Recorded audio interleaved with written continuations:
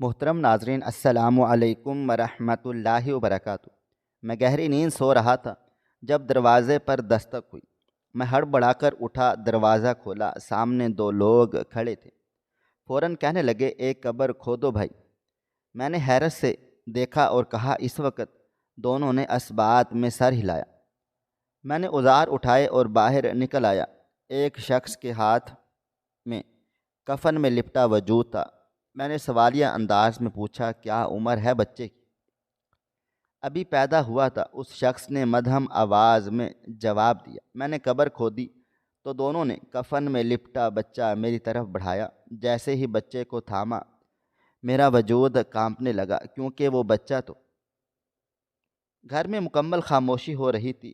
آج پورے 1.5 ہفتے کے بعد میرا گھر آنا ہوا تھا، مگر جیسے ہی میں اپنے کمرے میں داخل ہوا، میرے قدم ٹھٹک گئے تھے۔ میری بیوی سجدے میں سر رکھے بری طرح رو رہی تھی۔ میں قدم بقدم چلتا ہوا اس کے پاس گیا تھا اور اس کے قریب بیٹھ گیا تھا۔ اکثر وہ مجھ سے فون پر ایک گلہ کرتی تھی، عورت کی زندگی صرف اور صرف بچے اور کام نہیں ہوتی۔ عورت اپنے شوہر کا ساتھ چاہتی ہے۔ اگر آپ اسی طرح میرے ساتھ برتاؤ کریں گے تو میری آگے کی زندگی کیسے چلے گی؟ ابھی ہماری صرف ایک اولاد ہے، آگے جا کر اللہ ہمیں اور اولاد سے بھی نوازے گا، تو کیا آپ تب بھی مجھ سے اور اپنے بچوں سے اسی طرح غافل رہیں گے؟ آگے زندگی کیسے چلے گی؟ میں یہاں آپ کے بچوں کے لیے اور آپ کے ماں باپ اور گھر کے کام کاج کے لیے نہیں آئی۔ مجھے شوہر کا ساتھ بھی چاہیے، مگر ایک گورکن کی زندگی عام مردوں کی زندگی سے مختلف ہوتی ہے۔ ہم 1.5 ہفتے میں بھی گھر آ جائیں تو یہ بہت بڑی غنیمت مانی جاتی ہے۔ میں تو پھر بھی ہفتے بعد چکر لگا ہی لیتا تھا۔ ان باتوں کا میرے پاس کوئی جواب نہیں تھا، سوائے سر جھکانے اور یہ کہہ دینے کہ اگر بیوی کی شوہر کی مجبوری نہیں سمجھے گی تو پھر کون سمجھے گا؟ کچھ دیر بعد وہ رو کر سجدے سے اٹھی تو مجھے اپنے قریب دیکھ اچانک ہی میرے سینے سے لگ کر زاروں کا تار رونے لگ گئی تھی۔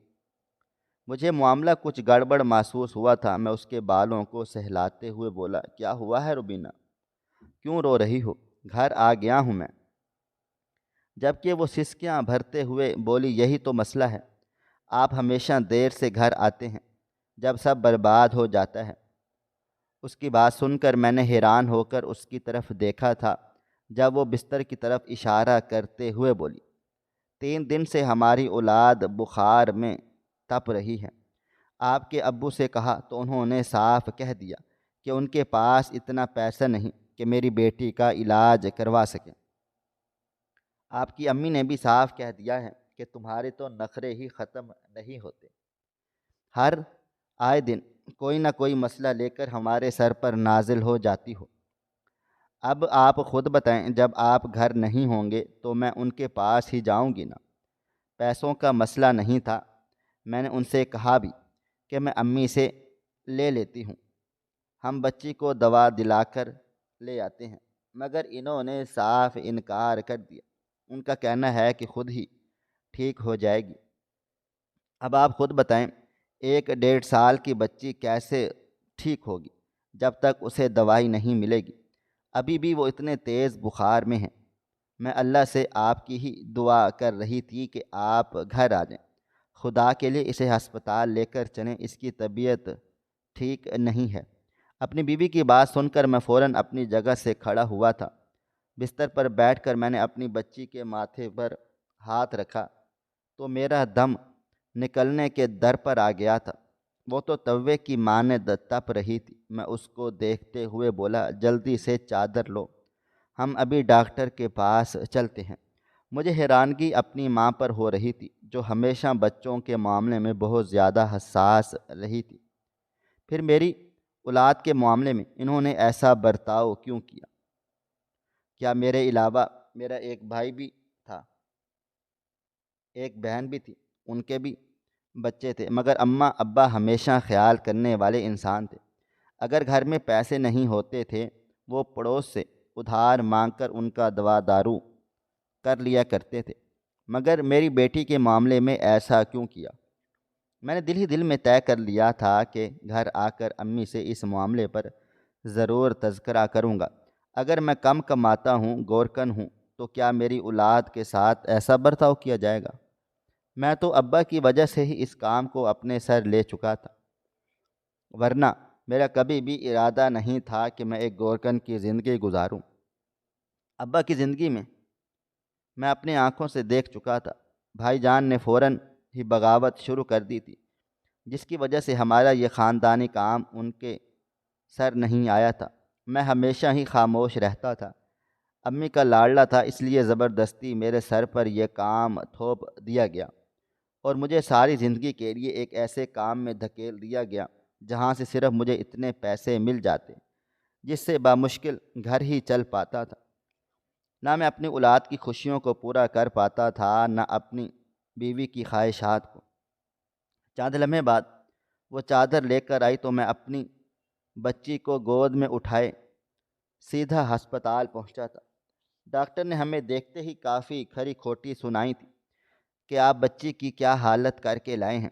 اگر ماں باپ بننا نہیں آتا تو پھر آپ کیوں بنے؟ جبکہ میں کچھ نہیں بول پایا تھا، میری بیوی کی ڈاکٹر سے بات کر رہی تھی۔ کچھ دیر کے بعد ڈاکٹر نے کچھ انجیکشن وغیرہ لگائے اور دوائیاں وغیرہ لکھ کر دی۔ انہوں نے مجھے بھی سختی سے تاکید کی تھی، بچی جب بیمار ہوتی ہے تو وہ اپنے ماں باپ دونوں کو قریب دیکھنا چاہتی ہے۔ آپ کے لیے بہتر یہی ہوگا کہ فی الحال اپنی ڈیوٹی کو ایک طرف رکھ کر اپنی اولاد کی ذمہ داری کو نبھائیں۔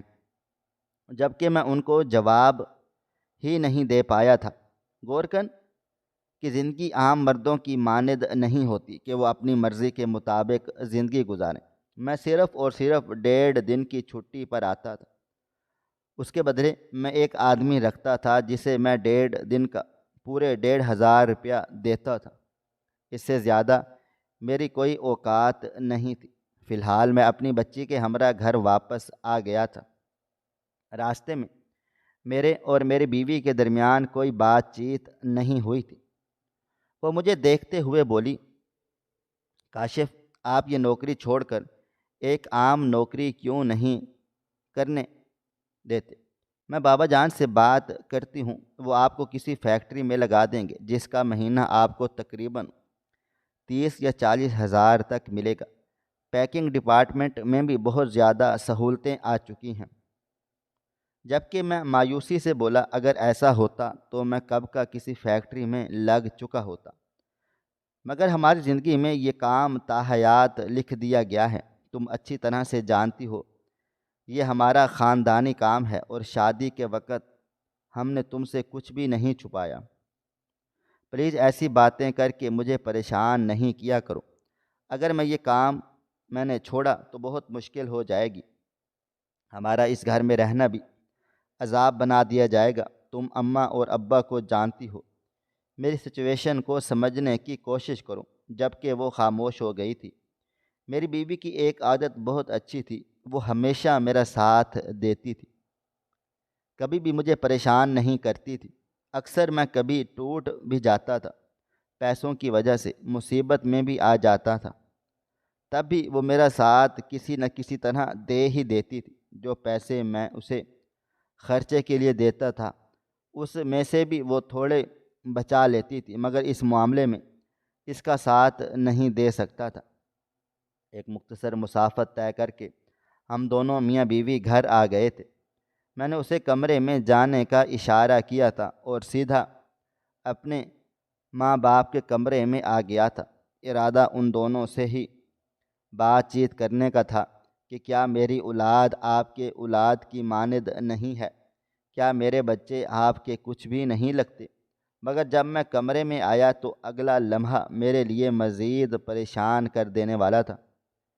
میری اماں کی طبیعت کافی زیادہ خراب تھی اور ابا پریشان حال ان کے قریب بیٹھے ہوئے تھے۔ میں فوراً سے ان کے پاس بیٹھ گیا تھا، جبکہ ابا مجھے دیکھتے ہوئے بولے، کب سے تمہارا انتظار کر رہے ہیں، تم آئے اور اپنی بیوی کے ساتھ باہر چلے گئے۔ ایک دفعہ بھی تم نے ماں باپ کے کمرے میں جھانکنا مناسب نہیں سمجھا؟ جبکہ میں فوراً سے بولا، اماں کو کیا ہوا ہے، سب خیریت ہے؟ جبکہ وہ پریشان سے بولے تمہاری اماں کی طبیعت ٹھیک نہیں، تم اچھی طرح جانتے ہو اس کا بلڈ پریشر کم ہونے کا نام ہی نہیں لے رہا، جس کی وجہ سے ہر وقت نڈھالی طاری رہتی ہے۔ آج تو اتنی طبیعت خراب ہو گئی تھی کہ ناک سے خون بہنے لگا تھا۔ بہت مشکل سے طبیعت میں بہتری آئی ہے۔ میں سوچ رہا ہوں اسے کسی اچھے ڈاکٹر کو دکھا دیتا ہوں، مگر اتنے پیسے نہیں ہیں۔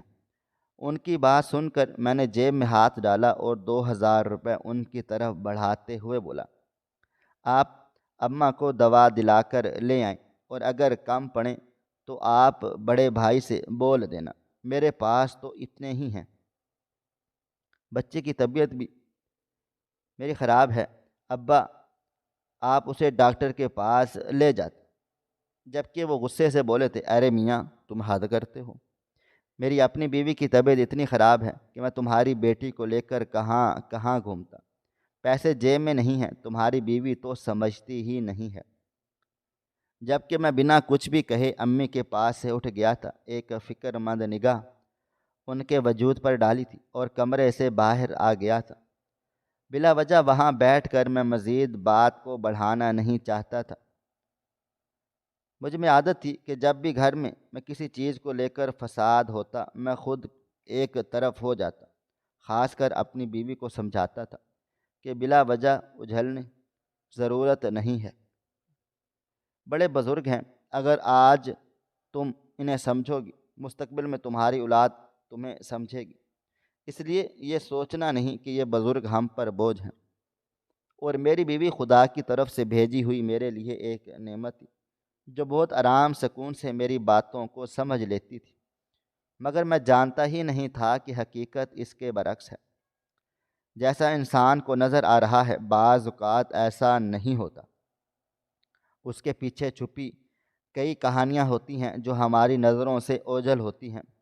میں کمرے میں داخل ہوا تو میری بیوی اپنی بچی کو دوائیاں دے رہی تھی، جبکہ میری بیٹی بہت بری طرح رو رہی تھی۔ میں قریب جا کر بیٹھ گیا تو وہ بابا بابا کہتے ہوئے میرے سینے سے لگ گئی تھی، جبکہ میری بیوی مجھے دیکھتے ہوئے پریشان لہجے میں بولی، یہ لڑکی دوائیوں تو چھونے کا نام ہی نہیں لیتی، مگر آج یہ دوائی نہیں لے گی تو مزید بیمار ہو جائے گی، آپ اس کے ہاتھ پاؤں پکڑیں، میں اس کو دوائی پلاتی ہوں۔ میں نے سر ہاں میں ہلایا تھا اور پیار سے اپنی بیٹی کو گود میں بٹھا کر اسے اپنی باتوں میں الجھا لیا تھا۔ چند لمحے بعد میری بیوی نے تمام دوائیاں بہت ہی مشکل سے مگر پلا دی تھی۔ وہ مجھے دیکھتے ہوئے بولی، کاشف، میں آپ کی ہر پریشانی کو سمجھ رہی ہوں، آپ اس گھر میں نہیں رہ پائیں گے، یہ مجھے بھی سمجھ آ رہا ہے، لیکن یہ گورکن کی نوکری ہمارے لیے ٹھیک ثابت نہیں ہو رہی۔ ہماری ایک چھوٹی بچی ہے، مجھے آپ کا ساتھ چاہیے، ہر وقت آپ کا قبرستان میں ہونا مناسب نہیں ہے۔ آپ نے آتے ساتھ غسل وغیرہ بھی نہیں کیا، وضو بھی نہیں کیا، اور آپ میرے ساتھ چلے گئے، یہ سب ٹھیک نہیں ہے۔ جبکہ میں فوراً اپنی جگہ سے کھڑا ہوا تھا اور سر ہاں میں ہلا کر بولا، اس کی پریشانی میں یہ بات دل و دماغ سے نکل گئی، صبر کرو، میں ذرا غسل کر لوں، اس کے بعد ہم بات چیت کرتے ہیں۔ جبکہ وہ سر ہاں میں ہلائے اپنی بیٹی میں دوبارہ سے مگن ہو گئی تھی۔ واش روم جا کر میں نے غسل وغیرہ کیا تھا، اچھی طرح وضو کیا تھا۔ قبرستان سے آنے کے بعد میری عادت تھی کہ میں لازمی وضو اور غسل کرتا تھا تاکہ کوئی بھی برائی ہو، کسی بھی طرح کی پریشانی ہو، مجھ پر سے ٹل جائے۔ چھوٹی بچی کا ساتھ تھا، میں اپنی بیٹی کے معاملے میں کسی قسم کا سمجھوتا نہیں کر سکتا تھا۔ غسل وغیرہ کے بعد میں باہر آیا تو میری بیوی کمرے میں موجود نہیں تھی۔ میں اپنا سر جھٹک کر اپنی بیٹی کے پاس بیٹھ گیا تھا۔ اس کے ماتھے پر ہاتھ رکھ کر دیکھا تو بخار اب اتر چکا تھا۔ انجیکشن کا اثر دھیرے دھیرے اسے نیند کی وادیوں میں لے گیا تھا۔ چند لمحے بعد میں اس کے ماتھے پر پیار کر کے باہر آیا تو مجھے سرگوشی کی آواز آنے لگی۔ میں نے کان لگائے تو آواز کچن کی طرف سے آ رہی تھی۔ میں چپ چاپ کچن کی طرف بڑھا تھا، ابھی میں کچھ کہتا جب اچانک میرے کان میں میری بیوی کی آواز آئی تھی، میں ابھی کچھ نہیں کہہ سکتی، میرے شوہر آئے ہوئے ہیں، تم چپ رہو۔ وہ مزید کچھ کہتی اس سے پہلے ہی اسے میری آہٹ محسوس ہو گئی تھی اور اس نے ہڑبڑاہٹ میں موبائل فون بند کر دیا تھا۔ میں کچھ کہتا اس سے پہلے ہی وہ زبردستی مسکرانے کی کوشش کرتے ہوئے بولی، امی کا فون تھا، آپ کو کچھ چاہیے؟ آپ منی کے پاس ہی بیٹھے نا؟ جبکہ میں بولا، ہاں بس تمہیں ڈھونڈتا ہوا چلا آیا، 1.5 دن کے لیے آیا ہوں، کم از کم میرے پاس تو بیٹھ جاؤ۔ کچھ کر رہی تھی وہ سر ہاں میں ہلاتے ہوئے بولی، آپ کے لیے چائے بنا رہی تھی، اور کچھ چاہیے تو بتائیں۔ جبکہ میں ہاں میں سر ہلا کر کمرے کی طرف بڑھ گیا تھا، مگر دل و دماغ میں بار بار اپنی بیوی کے آخری الفاظ گونج رہے تھے، میرا شوہر آیا ہوا ہے، بعد میں بات کرتی ہوں۔ اس بات کا مطلب مجھے بالکل بھی سمجھ میں نہیں آ رہا تھا۔ یہ بات طے تھی، وہ اپنی امی سے بات نہیں کر رہی تھی، مگر اس نے یہ بات کس سے کہی تھی؟ یہ سوچ سوچ کر میرا دل و دماغ بالکل بھی کام نہیں کر رہا تھا۔ فی الحال میں نے اپنا سر جھٹک دیا تھا، شک کرنا مطلب اپنے دل و دماغ کو بھاری کرنے کے برابر تھا۔ کچھ ہی دیر کے بعد بیوی 2 کپ چائے لیے آ گئی تھی، اسے دیکھتے ہی میں فوراً سے بولا، امی ابو کو چائے دی ہے؟ اس نے سر ہاں میں ہلایا تھا اور مجھے دیکھتے ہوئے بولی، آپ سے پہلے مجھے انہی کا دھیان رہتا ہے، سارا ہفتہ آپ نہیں ہوتے وہ لوگ ہوتے ہیں، اگر میں ان کا خیال نہیں کروں گی تو مجھ پر لعنت ہے۔ جبکہ میں ہلکا سا مسکرا کر کپ اٹھا چکا تھا، وہ میرے قریب ہی بیٹھتے ہوئے بولی، یہ کام کب تک آپ کریں گے؟ مطلب ساری زندگی سے مراد کتنی عمر تک ہے؟ چند لمحے میں خاموش رہا تھا اور پھر اس کو دیکھتے ہوئے بولا، تقریباً اگر اللہ نے مجھے زندگی دی تو لازماً 50 سال تک کروں گا، اس کے بعد یہ ذمہ داری کسی اور کے سر دے دی جائے گی، ہم اپنی نسل کے ہی کسی شخص کو دیں گے، مگر میں بھرپور کوشش کروں گا، اگر اللہ مجھے بیٹا عطا کرے تو میں یہ ذمہ داری اس کے سر نہیں آنے دوں گا۔ جبکہ وہ ایک دم بولی تھی، تو آپ کو ایسا لگتا ہے کہ میں اپنے بچوں کو یہ کام کرنے دیتی؟ میں اس کی بات سن کر بولا، نہیں دیکھو، میں ہمیشہ پریکٹیکل ہو کر سوچتا آیا ہوں، اتنی پڑھائی کرنے کے باوجود مجھے گورکن ہی بننا پڑا، ہر حال میں اس لیے کہ میں کوئی لمبے چوڑے وعدے نہیں کرتا، بس اپنے دل و دماغ میں میں نے ایک بات بٹھائی ہے، 50 سال کی عمر تک میں یہ کام کروں گا، اس کے بعد اپنے ہاتھ کھڑے کر دوں گا، پھر انتظامیہ خود گورکن چن لے گی، اور ہاں اپنی اولاد کو لے کر یہاں سے چلا جاؤں گا، کیونکہ اگر وہ میرے بیٹے کو یہاں دیکھیں گے تو لازماً مجھ پر دباؤ ڈالا جائے گا کہ مجھے اپنے بیٹے کو یہ ذمہ داری سونپنی نہیں ہوگی، کیونکہ یہ نسل در نسل کام کیا جاتا ہے۔ فی الحال ان باتوں کو چھوڑ دو، ابھی تو ہماری ایک بیٹی ہے جس کے بارے میں ہمیں سوچنا ہے۔ جبکہ وہ مسکرا کر بولی، ہاں ہاں آپ ٹھیک بول رہے ہیں، ویسے آپ کے دوست کا کیا حال ہے جو آپ کے ساتھ قبرستان میں ہوتا ہے؟ میں نے چونک کر اپنی بیوی کو دیکھا تھا، اکثر وہ مجھ سے احتشام کے بارے میں پوچھتی رہتی تھی، ایسا کبھی امی نے نہیں کیا تھا، یعنی مجھ سے پہلے میرے ابا گورکن تھے، ان کے بھی دوست ساتھ ان کے کئی یار دوست اٹھتے بیٹھتے تھے، ایک دوست ان کا بہت زیادہ قریبی تھا جو ہر وقت ان کے ساتھ قبرستان میں ہوتا تھا، لیکن امی کبھی بھی ابا کے کسی دوست کے بارے میں نہیں پوچھتی تھی، مگر میری بیوی کا انداز مجھے کچھ عجیب سا لگتا تھا، جب بھی میری چھٹی ہوتی تھی میری بیوی لازمی احتشام کا ذکر کرتی تھی، شاید یہ میرے دماغ کا فطور تھا، مگر مجھے اچھا نہیں لگتا تھا کہ میری بیوی میرے دوستوں کا ذکر کریں، میں نے صرف سر ہلا دیا تھا۔ وقت دھیرے دھیرے گزرتا چلا جا رہا تھا، اگلی دوپہر میں جانے کی تیاری کرنے لگا تو وہ ایک بار پھر آنکھوں میں آنسو لیے میرے قریب کھڑی ہو گئی تھی، جبکہ میں اس کو دیکھتے ہوئے بولا، خدا کے لیے ہر بار مجھے اس طرح ایموشنل بلیک میل نہیں کیا کرو، میں پریشان ہو جاتا ہوں، وہاں جا کر ہر وقت تمہاری طرف ہی دھیان رہتا ہے کہ پتہ نہیں تم کیسی ہوگی، اور تمہیں معلوم ہے ابھی میں اپنا جملہ مکمل کرتا جب اچانک میری بیٹی کی آواز آئی تھی۔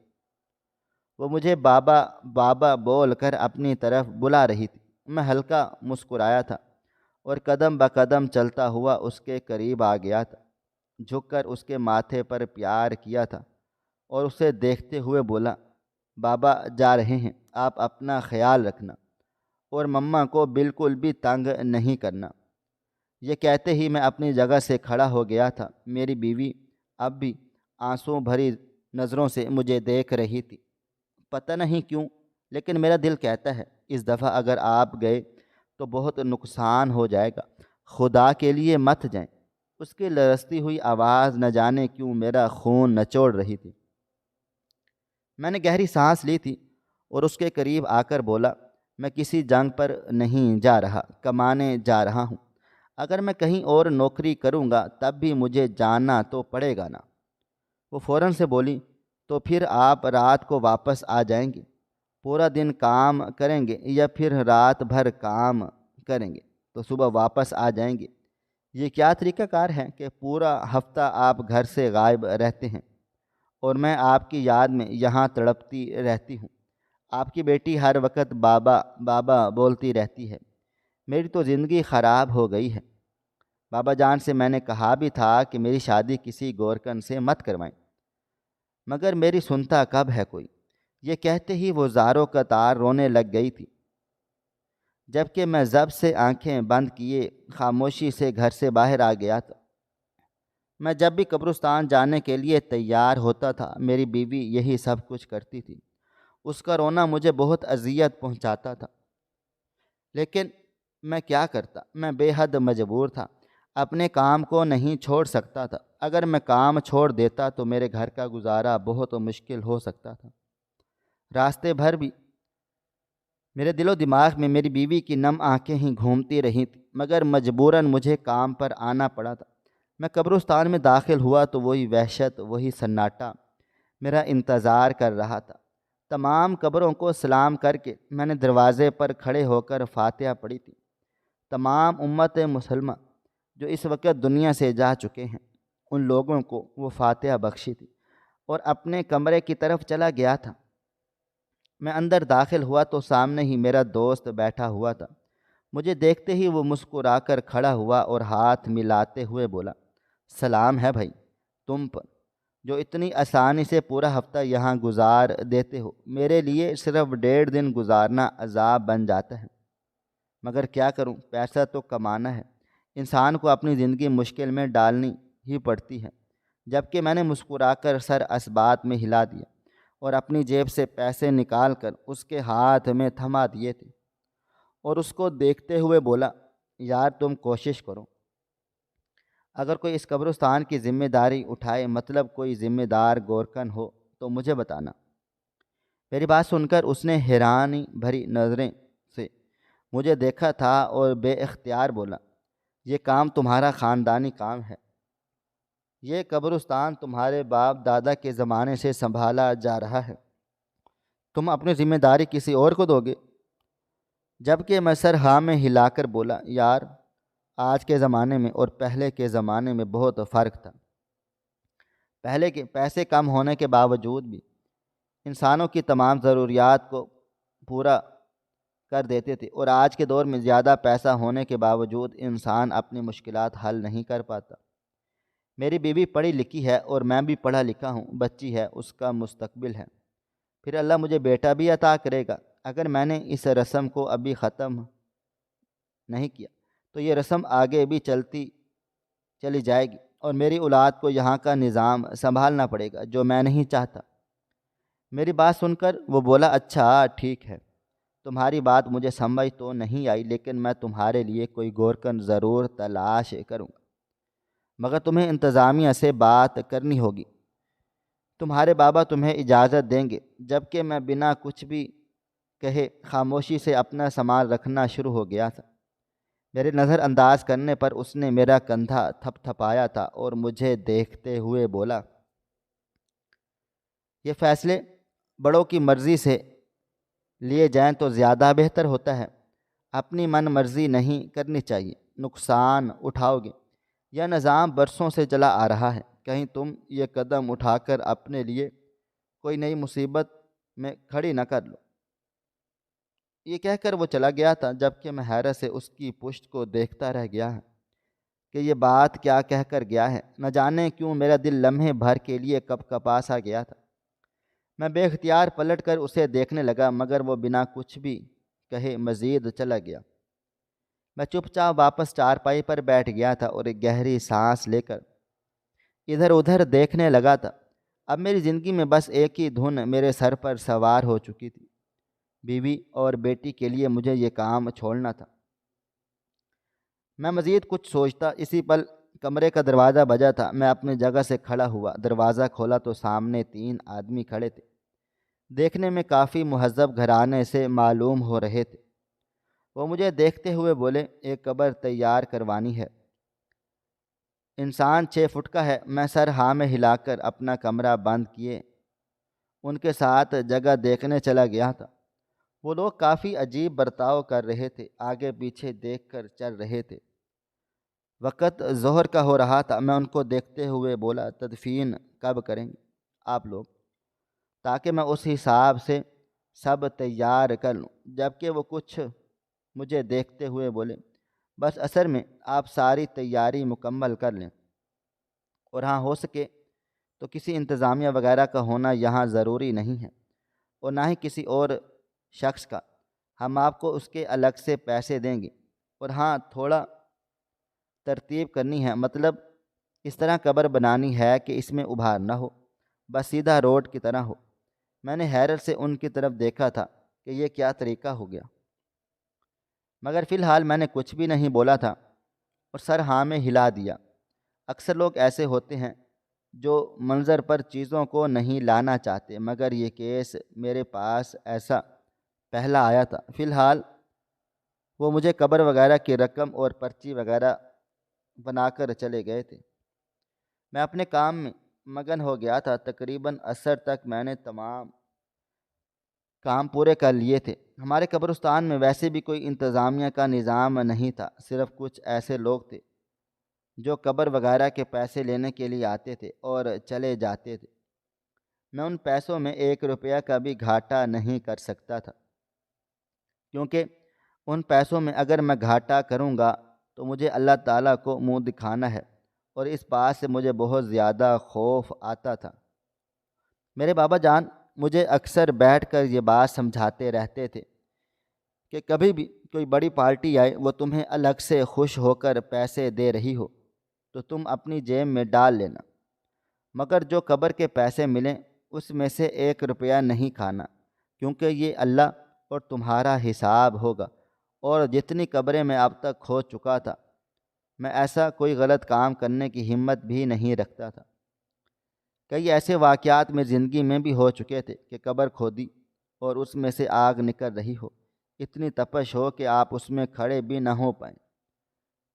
کچھ میں ایسا ہوتا تھا کہ بڑے بڑے سانپ مل جاتے تھے، اور کچھ قبریں اتنی ٹھنڈی ہوتی تھیں کہ بعض اوقات اپنا دل میرا باہر آنے کو نہیں چاہتا تھا۔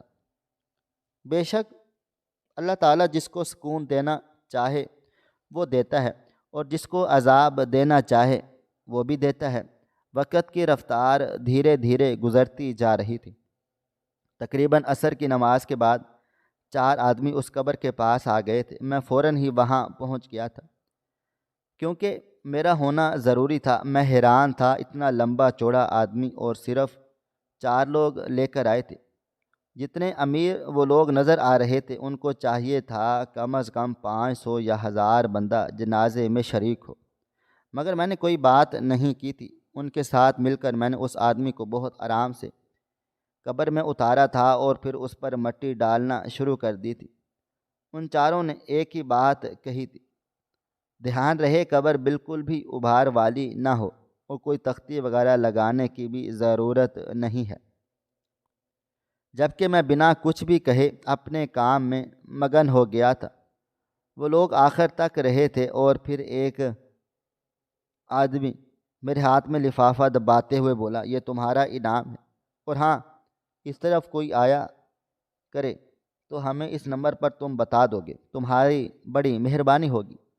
وقت سے تم پانی وغیرہ اور پھول وغیرہ ڈال دینا، ہر مہینے تمہیں تمہارے اکاؤنٹ میں 5,000 روپے دے دیے جائیں گے۔ جبکہ میں کچھ نہیں بولا تھا۔ اکثر لوگ ایسا ہی کیا کرتے تھے، کئی لوگ مجھ پر یہ ذمہ داری ڈال دیتے تھے۔ ایک آدمی مجھے دیکھتے ہوئے مزید بولا، اور ہاں، اس 5,000 سے کچھ پیسے تم بھی رکھ لینا۔ یہ کہہ کر وہ چاروں ہی وہاں سے چلے گئے تھے، جبکہ میں حیران ہو کر دیکھ رہا تھا کہ کسی نے بھی اس قبر پر فاتحہ نہیں پڑھی تھی۔ میں اپنا سر جھٹک کر خود ہی پڑھ کر اپنے کمرے میں آ گیا تھا۔ لفافہ کھولا تو اس میں پورے 25,000 روپے تھے۔ میں دنگ رہ گیا تھا۔ قبر کے پیسے الگ انہوں نے پہلے ادا کر دیے تھے، اور یہ مجھے بطور تحفہ دیے گئے تھے، جبکہ میرا دل کیا کہ میں لوٹ کر جاؤں اور ان کے پیسے ان کے حوالے کروں، مگر اب فائدہ نہیں تھا۔ وہ لوگ بڑی بڑی گاڑیوں میں آئے تھے۔ فی الحال میں اپنے پیسے کبڑ میں رکھ کر آرام کی غرض سے لیٹ گیا تھا۔ نماز تھوڑی دیر بعد پڑھنے کا ارادہ رکھتا تھا، مگر لیٹ کر کب مجھے نیند آئی مجھے کچھ پتہ نہیں چلا۔ میری آنکھ عشاء کی اذان کے وقت کھلی تھی۔ مجھے بے حد افسوس ہو رہا تھا، میں ایک نماز بھی نہیں چھوڑتا تھا۔ میں نے اٹھ کر عصر اور مغرب کی قضا نماز پڑھ کے اللہ تعالیٰ سے معافی مانگی تھی، اور پھر عشاء کی نماز ادا کر کے میں بیٹھ گیا تھا۔ نیند پوری ہو چکی تھی، اس لیے دماغ کافی بہتر محسوس کر رہا تھا۔ میں نے اپنا موبائل فون اٹھایا تھا اور اپنی بیوی کو فون کیا تھا، مگر دوسری طرف سے موبائل فون بزی جا رہا تھا۔ ایک لمحے کے لیے میں کل دوپہر میں ہی کھو گیا تھا۔ جب میں کچن میں گیا تھا تو اس نے موبائل فون بند کیا تھا۔ وہ بات میرے ذہن سے نکلنے کا نام ہی نہیں لے رہی تھی۔ پوری رات میری یہی سب سوچتے سوچتے گزر گئی تھی۔ اگلی صبح تقریباً 2 قبریں میں نے تیار کی تھیں، اور اوپر مجھے صرف اور صرف 500 روپے ہی ملے تھے۔ میں اس میں ہی خوش تھا، کیونکہ ایک ساتھ ان لوگوں نے مجھے 25,000 روپے دیے تھے۔ آج میں بالکل بھی نہیں سویا تھا، کیونکہ اگر میں دن کے وقت سو جاتا تو پھر میری رات کی نیند خراب ہو جاتی۔ تقریباً عشاء کی نماز ادا کر کے میں 10 بجے اپنی چارپائی پر لیٹ گیا تھا، اور کب نیند کی وادیوں میں چلا گیا مجھے کچھ پتہ نہیں چلا تھا۔ وقت دھیرے دھیرے گزرتا چلا جا رہا تھا۔ میری آنکھ رات کے تقریباً 3 بجے کے درمیان زوردار دستک سے کھل گئی تھی۔ پہلے تو میں نے کروٹ بدل کر دوبارہ سو گیا، لیکن دوبارہ بجتے ہوئے دروازے پر میری آنکھ فوراً سے کھل گئی تھی۔ باہر سے کسی کی آواز بھی آ رہی تھی۔ چند لمحے مجھے بیدار ہونے میں لگ گئے تھے۔ میں چپل پہن کر فوراً ہی دروازہ کھول چکا تھا۔ سامنے 2 آدمی کھڑے ہوئے تھے، ایک کے ہاتھ میں ایک چھوٹا سا بچہ کفن میں لپٹا ہوا تھا۔ ایک آدمی مجھے دیکھتے ہوئے بولا، ابھی کے ابھی قبر بنانی ہے، ہم قبر کے علاوہ تمہیں تحفے کے طور پر پیسے بھی دیں گے۔ جبکہ میں بولا فوراً سے۔ اس وقت اس نے سر اسبات میں ہلا دیا اور مجھے دیکھتے ہوئے بولا، بہت مہربانی ہوگی اگر آپ ہماری مدد کر دیں، ہم بہت پریشانی میں یہاں پر چلے آئے ہیں۔ میں نے ایک نظر ان دونوں کی طرف ڈالی تھی اور خاموشی سے اندر چلا گیا تھا۔ کئی بار ایسا ہوتا تھا کہ مجھے کچھ قبریں رات میں ہی تیار کرنی ہوتی تھی، اس لیے میں رات کے وقت قبرستان میں سوتا تھا۔ میں اندر آیا تھا، اپنے اوزار وغیرہ سمیٹے تھے، اور میں باہر آ گیا تھا۔ سیدھا میں ان لوگوں کو جگہ پر لے گیا تھا۔ وہاں جا کر اب میں ان کو جگہ دکھانا چاہتا تھا، جبکہ وہ فوراً سے بولے، جلدی سے کرو، ہمیں لیٹ ہو رہا ہے۔ میں فوراً سے بولا، آپ کو یہ جگہ مناسب لگ رہی ہے؟ ان دونوں نے ایک ساتھ سر ہاں میں ہلا دیا تھا، جبکہ میں خاموشی سے اپنے کام میں مگن ہو گیا تھا۔ وہ جگہ اتنی خاص نہیں تھی، ایک چھوٹے بچے کے لیے تو بالکل بھی نہیں، مگر جب گھر والوں کو کوئی اعتراض نہیں تھا تو میں نے بھی کوئی اعتراض کرنا مناسب نہیں سمجھا تھا۔ تقریباً آدھا گھنٹہ مجھے قبر تیار کرنے میں ہی لگ ہی گیا تھا۔ میں ان کی طرف مڑا تھا، ابھی میں کچھ کہتا اس سے پہلے ہی ایک آدمی نے میری طرف وہ بچہ اٹھایا تھا اور مجھے دیکھتے ہوئے بولا ہمیں زیادہ نظام کے بارے میں نہیں پتہ اور نہ ہی ہمارے ساتھ کوئی آیا ہے، آپ ہی اس بچے کو دفنا دیں۔ جب کہ میں بنا کچھ بھی کہے بچے کو گود میں لے چکا تھا، مگر جیسے ہی میں اس کا کفن ترتیب کرتا، اچانک مجھے شدید جھٹکا لگا تھا۔ میں بے اختیار اس بچے کا کفن کھولنے میں لگ گیا تھا۔ میں ابھی اس بچے کے سینے پر سر لگاتا، اسی پل مجھے بھاگنے کی آواز آئی تھی۔ میں بے اختیار مڑا تھا تو وہ دونوں آدمی پوری رفتار سے قبرستان کے دروازے کی طرف بھاگ رہے تھے۔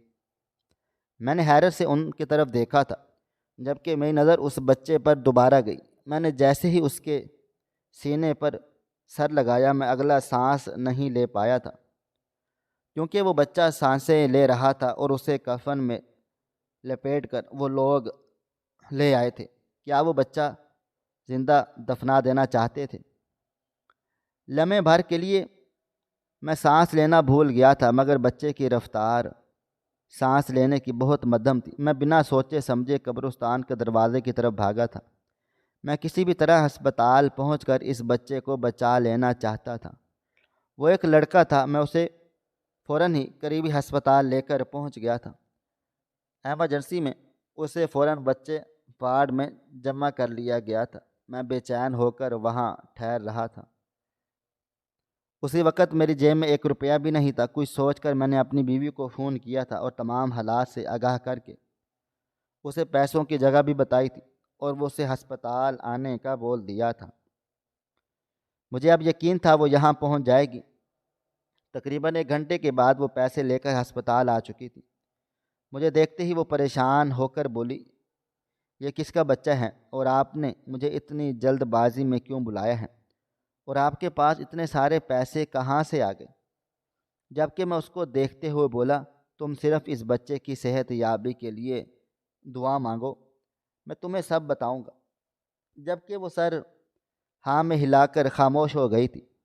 چند لمحے بعد مجھے اپنی بیٹی کا خیال آیا تھا۔ میں اس کی طرف دیکھتے ہوئے کچھ کہتا، اس سے پہلے ہی وہ مجھے ہاتھ کے اشارے سے تحمل رہنے کا بول کر بولی، امی ابو کے پاس چھوڑ کر آئی ہوں، امی کی طبیعت ٹھیک ہے، انہیں بھی میں نے تمام حالات سے آگاہ کر دیا ہے، آپ کچھ بتائیں تو صحیح۔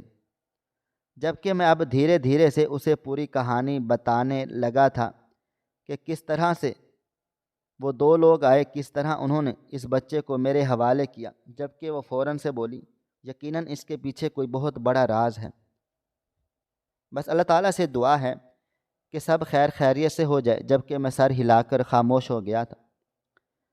تقریباً کوئی آدھے گھنٹے کے بعد ڈاکٹر صاحب باہر آئے تھے۔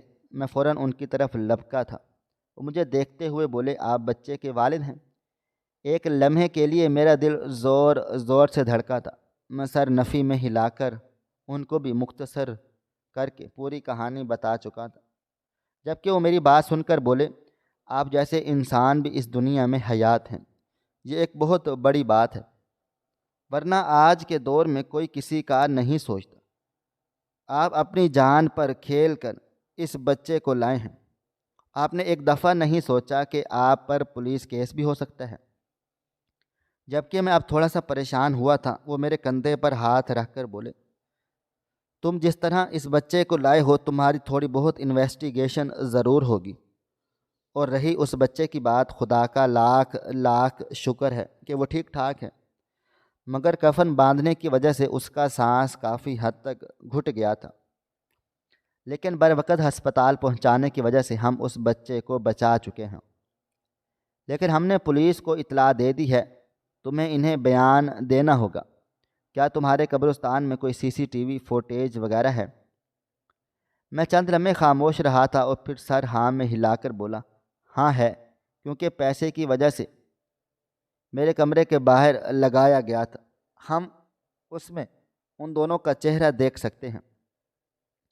وہ میرے کندھے پر ہاتھ رکھتے ہوئے بولے، شاباش، ابھی جیسے ہی پولیس آئے گی تو مجھ کو تم اپنا کنفیشن دے دو۔ میں کچھ بھی کہے بغیر ایک طرف بیٹھ گیا تھا۔ تقریباً آدھے گھنٹے کے بعد پولیس کے 2 افسر آئے تھے۔ میں نے تمام حالات ان کو بتا دیے، جبکہ وہ مجھ سے بیان لے کر میرے ساتھ قبرستان بھی آئے۔ وہاں سے انہوں نے CCTV فوٹیج حاصل کر لی تھی اور مجھے قبرستان کا خیال رکھنے کی تاکید کر کے چلے گئے تھے۔ میں واپس اسی جگہ پر آ گیا تھا جہاں میں نے اس معصوم پھول کی قبر بنائی تھی۔ اس قبر کو میں نے واپس بند کر دیا تھا۔ وقت کی رفتار دھیرے دھیرے گزرتی چلی جا رہی تھی۔ تقریباً ایک ہفتے کے بعد میں نے پولیس کے دفتر میں حاضری لگائی تھی۔ وہاں جا کر مجھے معلوم ہوا تھا کہ وہ بچہ ناجائز تھا۔ ان کے گھر کی بیٹی کی عصمت داری کی گئی تھی جس کی وجہ سے وہ حاملہ ہو گئی تھی۔ یہی وجہ تھی کہ وہ بچے کو دفنا دینا چاہتے تھے تاکہ بدنامی نہ ہو، مگر میرے بر وقت پہنچنے کی وجہ سے وہ بچہ بچ گیا تھا۔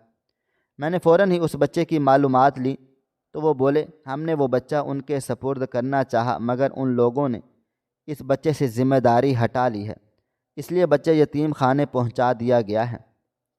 میں پولیس والوں سے تمام انفارمیشن لے کر یتیم خانے پہنچ گیا تھا۔ وہاں جا کر میں نے عرضی پیش کی تھی کہ یہ بچہ میں گود لینا چاہتا ہوں،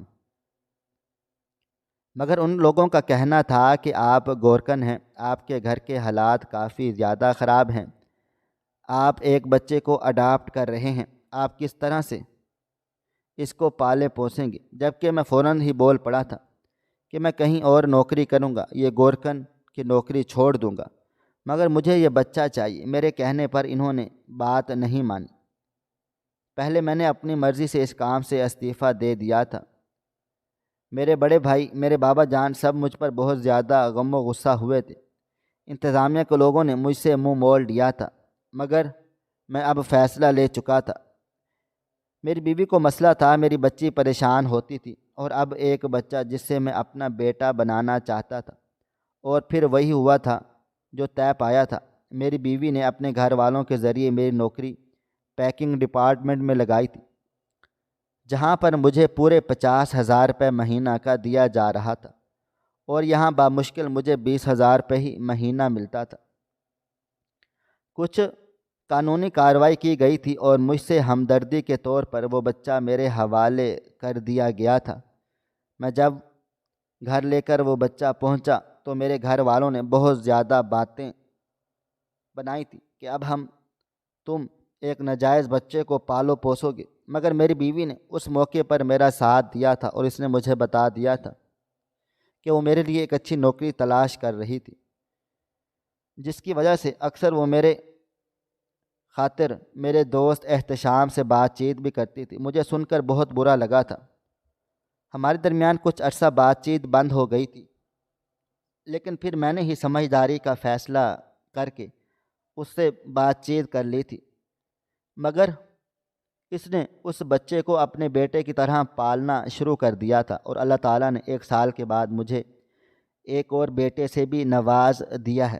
میں اب بہت زیادہ خوش ہوں، اپنی زندگی پرامن طریقے سے گزار رہا ہوں۔ بے شک گورکن کی نوکری خراب نہیں ہوتی، یہ بھی ایک صدقہ جاریہ کام ہے، لیکن اگر کوئی چیز آپ کو نقصان پہنچائے، آپ کے خاندان کو تکلیف پہنچائے، تو بہتر ہے کہ آپ اس سے اجتناب کر لیں، اور میں نے بھی وہی کیا۔ آج میرا بیٹا 5 سال کا ہو گیا ہے، اسکول پڑھنے جاتا ہے۔ جب بھی میں اس کو دیکھتا ہوں مجھے وہی رات یاد آ جاتی ہے جس وقت میں نے اسے اپنے ہاتھوں سے دفنانے لگا تھا۔ بے شک اللہ تعالیٰ جسے چاہے کہیں بھی پروان چڑھا سکتا ہے، کسی بھی طرح کی زندگی دے سکتا ہے۔ میرا مالک بہت عظیم ہے، اس کے آنے سے میرا گھر روشن ہو گیا ہے۔ میرے گھر میں مال کی اب کمی نہیں ہے، بلکہ میری تنخواہ اب 1,00,000 کے قریب ہو گئی ہے، کیونکہ مجھے ڈپارٹمنٹ کا ہیڈ بنا دیا گیا ہے۔ پڑھے لکھے ہونے کی وجہ سے دن بدن میرا عہدہ بڑھ ہی رہا ہے۔ میرا اللہ نے مجھے اس بچی کا ولی بنا کر بہت زیادہ نوازا ہے۔ ناظرین، آپ کو ہماری آج کی کہانی کیسی لگی؟ کمنٹ باکس میں اپنی رائے کا اظہار ضرور کریں۔ خواہش صرف اتنی ہے کہ کچھ الفاظ لکھوں جس سے کوئی گمراہی کے راستے پہ جاتے جاتے رک جائے، اور نہ بھی رکے تو سوچ میں ضرور پڑ جائے۔ پیارے دوستو، امید کرتا ہوں کہ آپ کو یہ ہماری کہانی پسند آئی ہوگی۔ ہماری آج کی کہانی پسند آئی ہو تو ویڈیو کو لائک کریں، کومنٹس کریں، شیئر کرنا بالکل بھی نہ بھولیں۔ اور ہاں، اگر آپ لوگ اس چینل پر نئے ہیں تو ہمارے چینل ہریرہ انفو کو سبسکرائب ضرور کریں اور نوٹیفیکیشن کو ضرور دبائیں تاکہ آنے والی کہانی سب سے پہلے آپ کو مل سکے۔ ملتے ہیں کل ایک نئی اور دلچسپ کہانی کے ساتھ، تب تک اپنا ڈھیر سارا خیال رکھیے گا۔ اللہ حافظ۔